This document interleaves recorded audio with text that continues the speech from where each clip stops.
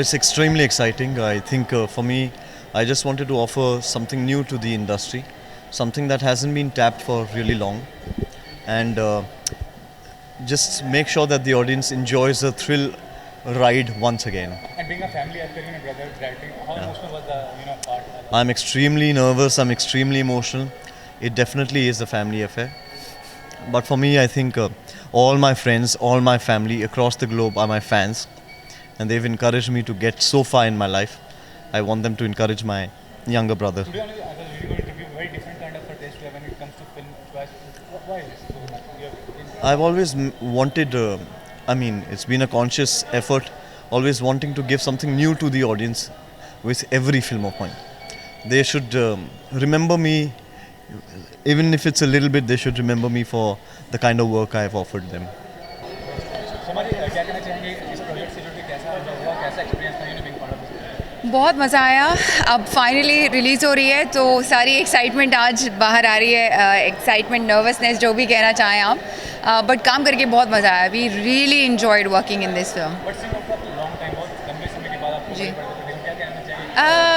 कभी कभी वक्त लग जाता है यार, things don't fall in place. कई बार ऑफर्स आते हैं बट मुझे ठीक नहीं लगते हैं, कई बार चीज़ें दूसरी तरह से नहीं बैठ पाती हैं, तो कभी कभी स्टार्स मिलने में टाइम लगता है। बट आई थिंक मेरी लाइफ का पैटर्न ही रहा है, मुझे थोड़ा वक्त पे चीज़ें मिलती हैं, बट जो भी मिलती है अच्छी मिलती हैं। That's more important.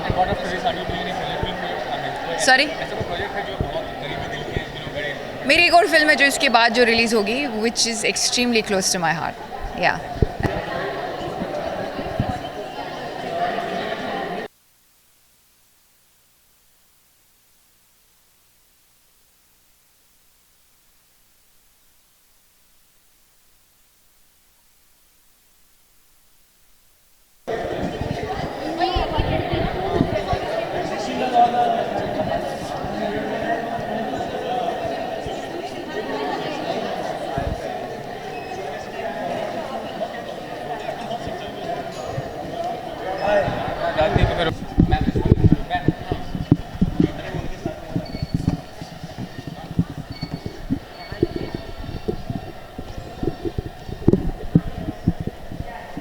Ma'am, I'm very different kind of project. And what was your Neil Ethan how has been in association with?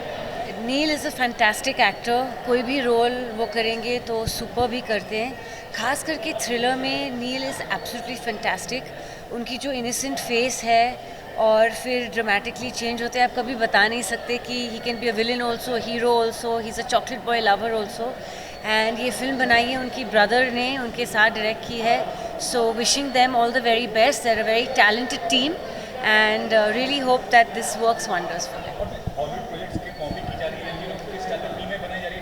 ये बिल्कुल कॉपी नहीं है, और थ्रिलर होता है, उसका एक टेकिंग होता है, उसको फॉलो करना पड़ता है। रोमांस का टेकिंग अलग होता है, कॉमेडी का टेकिंग अलग होता है, तो उस हिसाब से रख के कि ये थ्रिलर आपको समझ में है कि ये थ्रिलर है, लाइटिंग डार्क होना चाहिए, वो ऐसे शॉट्स लेने चाहिए, उसको नज़र लगते हुए they made the film. So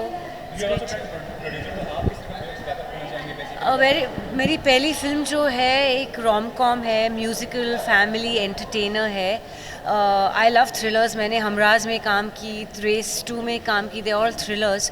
so it's a lovely genre and I hope कि मुझे कोई ऐसी रोल दे कि जहाँ पे यू डोंट रियलाइज़ कि एक्चुअली एंड में मैं ही विलन निकलती हूँ, क्योंकि लोगों को इतनी आदत है हमेशा का स्वीट सा चेहरा देखने, इनोसेंट सा चेहरा, कि वो कभी महसूस ही नहीं कर सकते कि मैं विलन हो सकती हूँ। तो कोई डायरेक्टर ऐसे कहानी लिखे कि एंड में सरप्राइज पैकेज मैं ही निकलूँ, will be great. Thank you. Hello,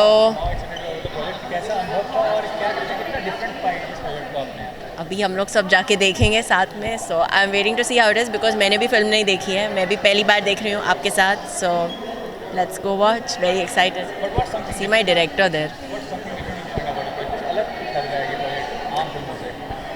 I think हर फिल्म में कुछ ना कुछ अलग होता है, but I always remember this project because I met really nice people. I think Neil and Naman are really nice boys, and I really had fun working with them because they are very good people and they have their heart in the right place.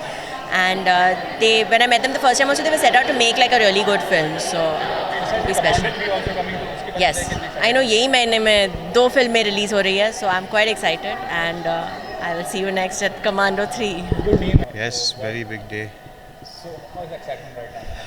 Excitement nervous मैं क्या कह सकता हूँ कि अभी हमने अपना काम कर दिया है, 2 साल हम इस पे लगे रहे थे. We've done our bit, marketing भी हो गई, कल रिलीज़ है.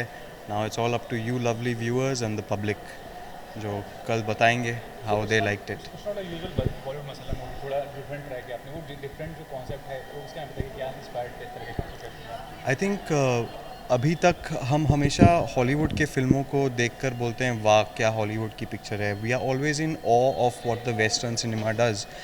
हमने क्या किया है कि हमारे अपने इस फिल्म से we try to push our abilities, हमारे टेक्निकल एबिलिटीज़ जो हैं, क्रिएटिव एबिलिटीज़ जो हैं, we have pushed it so that we no longer need to be in awe of the waste.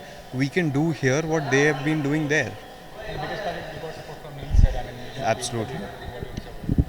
I think apart from being my brother, he's my producer, he's my writer, he's my hero, and having all three of those people in one and having that one be your brother is one of the biggest supports. He is somebody who's excelled in thrillers. उन्होंने 31 फिल्मों में से 26 thriller तो किए हैं, plus he is the writer of this. तो उन्हें हर script का हर पन्ना, हर नस मालूम था. तो when your hero already knows so much, it's always like a backbone to a director. Thank you.